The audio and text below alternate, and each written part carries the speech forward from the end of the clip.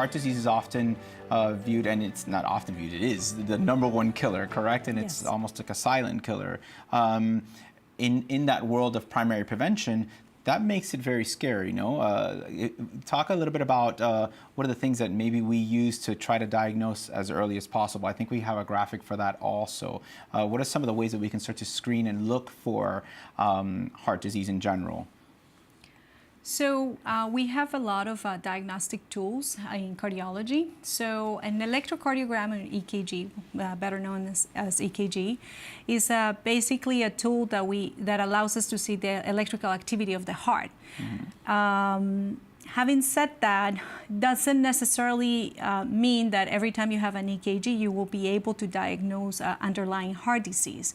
It is a good tool depending on the setting, but a normal EKG doesn't necessarily rule out any heart disease, but it's always a good way to start to see what is the electrical activity of the heart. An EKG allows us a lot of things to see. So I'm going to give you the question that patients give me all the time.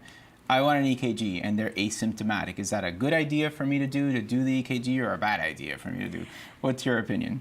Well, I don't think it would be a too bad idea, but again, it would all depend on the patient, like patient's age, also the cardiovascular risk factors of that patient.